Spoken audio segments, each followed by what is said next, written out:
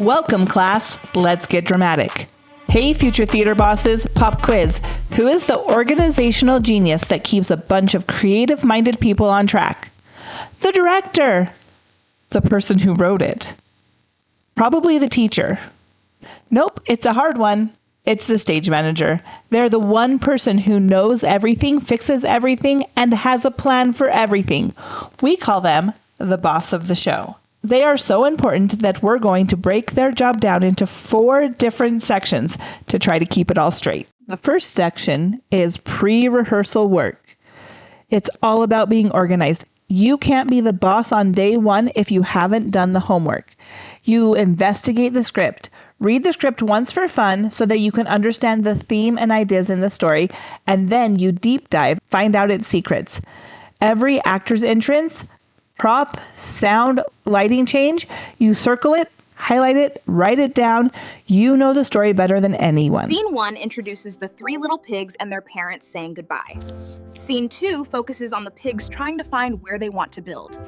What if the play's super long? Do I have to read the whole thing? Every single line in stage direction, because you need to know when to cue the sound, the lights, what prop needs to be on stage. All of these notes go into a scene breakdown and a tech requirements page.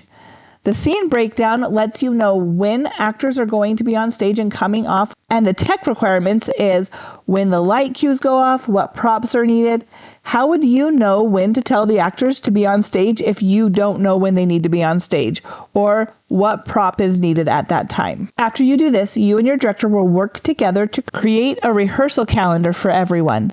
When you get those together, you will put them into a prompt book. A prompt book is a gigantic, powerful, color-coded binder that holds the whole universe of the play. So I'll just pick up my prompt book here. If you turn to this section, you'll see the complete scene breakdown alongside the required tech notes. And here is the rehearsal calendar for easy reference.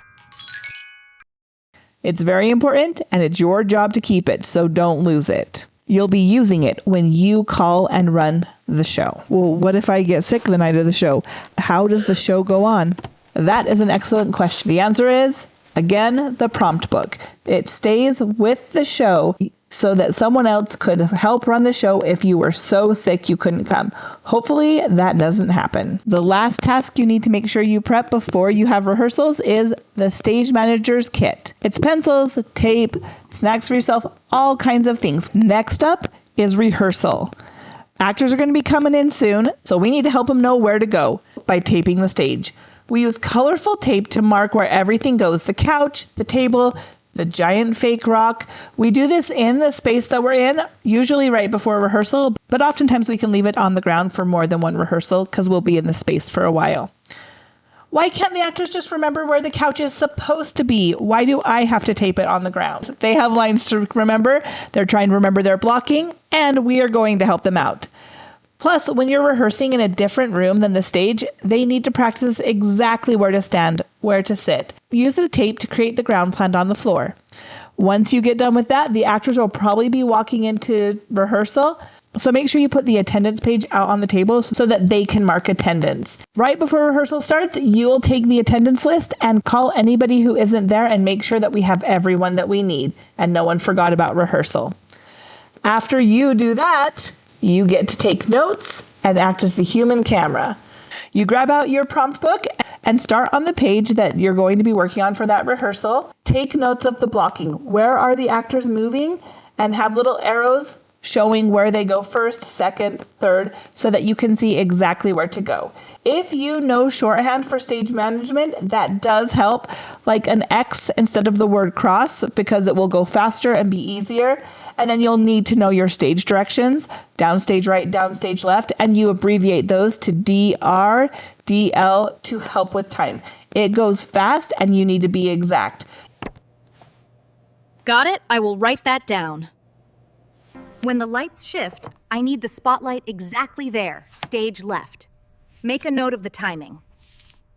Actually, let's have you come off to downstage right instead of left. What if the actor changes their mind or the director moves them to a different spot? Oh, Good note. Make sure that you write everything in pencil. Things will change and you will need to erase. Sometimes enough changes that you end up just pulling that page out, throwing it away, and putting in a new page to your prompt book. We use a 3-hole punch system so that you don't ever have to glue pages together and things are easy to take in and out. And then the last thing of the night, you write a rehearsal log. You can have this paper out on the side of your prompt book for easy access, but you write down notes like what we did, what we still need to do. And if there was something like the chair was too big for the space and we need a smaller chair, you'd write that down so that the techie designing the set design can make that note and adjust the size of the chair. Everything needs to go in that. And then we send it out to all the techies and the director and anybody else who needs to know what went on during rehearsal that day. And on top of all of that craziness, you're also going to be on book for your actors, which means that when they call line, you're going to tell them what their line is.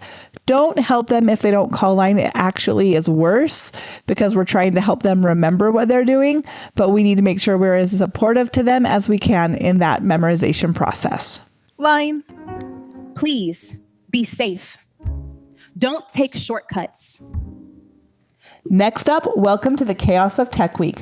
Lights, sound, costume, set, it all comes together. It's loud, it's long, and it's crazy. First, you are the time enforcer. Tech rehearsals are so long that everyone gets very exhausted. You're the one that calls breaks and makes sure that everyone is on schedule and getting the breaks they need. Next, you prepare to do the coolest job ever. Learn to call the show. It involves a paper tech where you mark down every single light, cue, sound cue, prop, set. Everything goes into your script. You're going to sit down with your other techies all around you, and they're going to help you make sure that everything is in your script, and then you will call the show to them and make sure that they haven't missed everything so that everything in paper makes sense. Cue 42 needs to fade out slowly after the dialogue ends. Confirmed. And the lighting cue at 51 should be a slow transition. Right, I have that marked down now. What is a cue? Good question. A cue is a signal to do something. There are 2 big different types of cues in theater. One is a standby cue, where you are standing them by to let them know that a light cue or sound cue or set change is coming up. The next is a go cue. It means that they go for that cue. So it would be stand by sound cue 1. Then they would say sound standing by. And then when it is the exact moment that they go, you say go. It also helps for when you have 2 cues that need to go one right after another. So you can say stand by light cue 4 and sound cue 5. Both go. And it helps everything stay on time. It's up on the principals. Sound cue 5, ready. And go. Wonderful transition, everyone. Keep it rolling. We practice this during Tech Week over and over and over again, fix all of the problems, and make sure we are ready for our performances. And you probably guessed it, the last thing is performances. This is the time for you to be calm and steady. The curtains are up, the audience is here. Your job is about confidence and consistency. Task 1 is opening up the stage and letting everybody in, making sure people are here, and doing your pre-show checklist. That means making sure all the props are in the right spot, the microphones are in the right spot, everything is ready to go. You're not going to do it physically yourself. You're going to have people that help go check on things or have the sound and light techies come and check in with you saying that they are ready. Once everything's ready and the audience is here, you check in with your house that they are good to go. When they are, you call places and start the show. The last thing is the performance report. It logs exactly what happens during that specific performance. It also tells the producers, directors, designers how the show is running and if anything needs to be fixed before the next performance. So who's the real boss? The stage manager. That's right. They are the ultimate leader and boss.